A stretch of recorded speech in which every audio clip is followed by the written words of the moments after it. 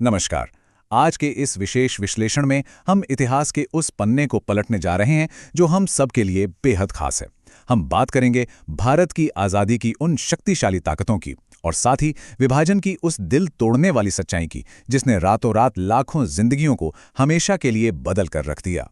जरा 14 अगस्त 1947 की उस रात की कल्पना कीजिए। रात के ठीक 12 बजने वाले थे।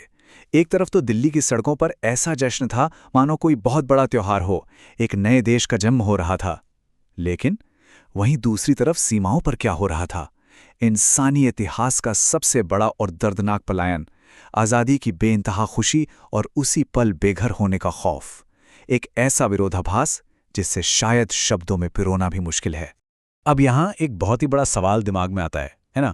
आखिर ऐसा क्या हुआ जिसने 200 सालों तक राज करने वाले एक इतने विशाल ब्रिटिश साम्राज्य को अचानक भारत छोड़ने पर मजबूर कर दिया? इस पूरे पतन को गहराई से समझने के लिए ना हमें इतिहास में थोड़ा पीछे, मतलब साल 1600 में चलना होगा। अब देखिए, सबसे ज्यादा हैरान करने वाली बात तो यही है कि कैसे एक आम सी व्यापारिक कंपनी, ईस्ट इंडिया कंपनी, एक पूरी की पूरी राजनीतिक सत्ता बन बैठी। मतलब 1600 में तो वो सिर्फ मसाले और रेशम का व्यापार करने आए थे, लेकिन 1757 के प्लासी और 1764 के बक्सर युद्ध ने पूरी कहानी ही पलट दी। 1849 आते आते सोचिए, एक कॉरपोरेट कंपनी ने पूरे भारतीय उपमहाद्वीप पर अपना कब्जा जमा लिया था। लेकिन इस विशाल साम्राज्य को खड़ा करने की कीमत किसने चुकाई? उस देश ने जिसे कभी सोने की चिड़िया कहा जाता था। हमारे किसानों पर भारी भरकम कर लाद दिए गए, सदियों पुराने हस्तशिल्प उद्योग पूरी तरह बर्बाद कर दिए गए, हमारे कच्चे माल को लूटा गया और फिर वही महंगे सामान हमें ही बेचे गए। और इसी वजह से भीतर ही भीतर एक गहरा गुस्सा सुलगना शुरू हो गया था। और देखिए, जहां इतना ज्यादा अन्याय होगा वहां कभी न कभी तो बगावत होगी ही। 10 मई 1857 को मेरठ में बिल्कुल ऐसा ही हुआ। एक विवादित कारतूस की छोटी सी चिंगारी ने सालों के उस दबे हुए गुस्से को एक भयानक आग में बदल दिया। ये सिर्फ कुछ सैनिकों की बगावत नहीं थी, देखते ही देखते पूरे उत्तर भारत में जंगल की आग की तरह फैल गई। और खास बात यह है कि ये कोई छोटी मोटी घटना नहीं थी। अलग अलग क्षेत्रों के नेता जिस तेजी से एकजुट हुए वो वाकई देखने लायक था। दिल्ली में बहादुर शाह जफर, कानपुर में नाना साहेब और झांसी में रानी लक्ष्मीबाई ने मातृभूमि के लिए एक साथ मोर्चा संभाल लिया।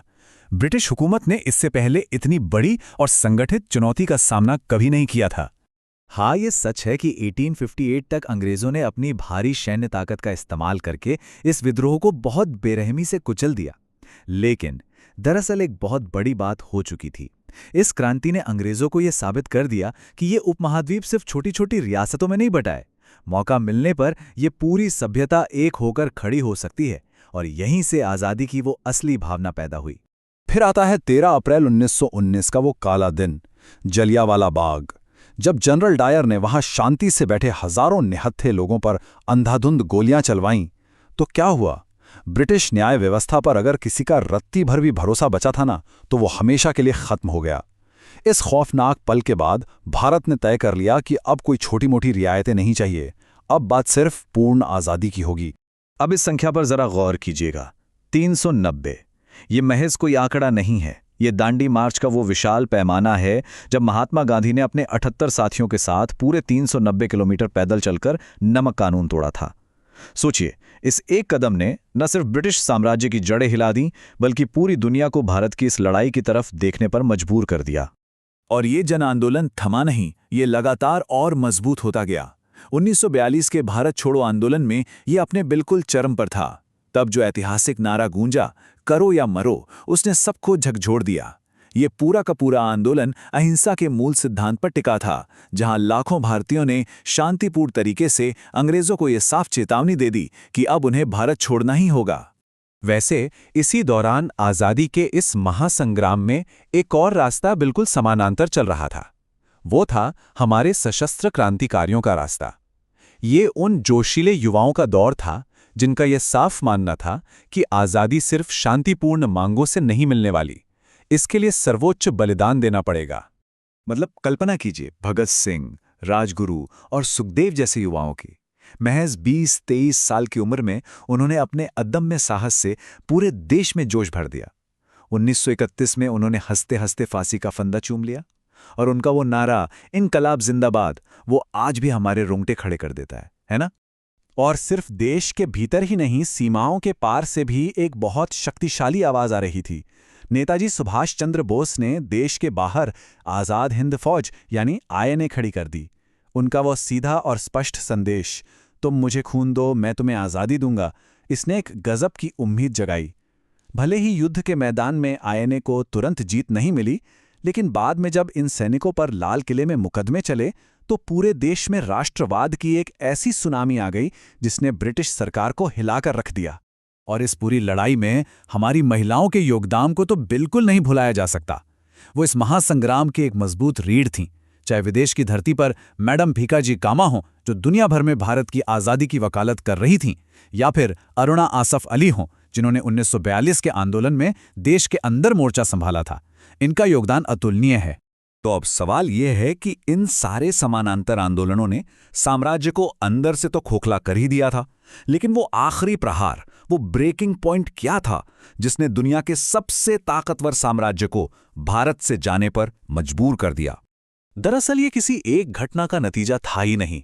लगातार हो रहे जन आंदोलन, आईएनए के मुकदमों को लेकर जनता का फूटता हुआ गुस्सा, और फिर 1946 में रॉयल इंडियन नेवी के नाविकों की वो ऐतिहासिक बगावत, और इसके साथ ही दूसरे विश्व युद्ध के बाद ब्रिटेन की अपनी खस्ताहाल अर्थव्यवस्था, ये एक ऐसा चौतरफा दबाव बन गया था जिसे संभालना अब ब्रिटेन के लिए नामुमकिन हो चुका था। और इसी सब का नतीजा था कि आखिरकार फरवरी 1947 में ये ऐलान कर दिया गया कि सत्ता भारतीयों को सौंप दी जाएगी। लेकिन ये खबर अपने साथ एक बहुत ही विनाशकारी शर्त लेकर आई, भारत के विभाजन की शर्त। एक ऐसा फैसला जिसके तहत नई सीमाएं खींची जानी थी और पीढ़ियों से एक साथ रह रहे लोगों को अलग किया जाना था। इस विभाजन ने सच में मानव इतिहास के सबसे दर्दनाक पलायन की शुरुआत कर दी। कागजों पर तो बस भारत और पाकिस्तान के बीच कुछ लकीरें खींच दी गईं, लेकिन असल जिंदगी में अनगिनत दिल और घर हमेशा के लिए टूट गए। सोचकर भी रूह कांप जाती है कि कैसे करोड़ों लोगों को रातों रात अपना घर, अपनी जमीन और अपनी यादें छोड़कर अनजाने सफर पर निकलना पड़ा। और इस तरह घूम फिरकर ये पूरी कहानी वापस उसी 15 अगस्त 1947 की आधी रात पर आकर खड़ी हो जाती है।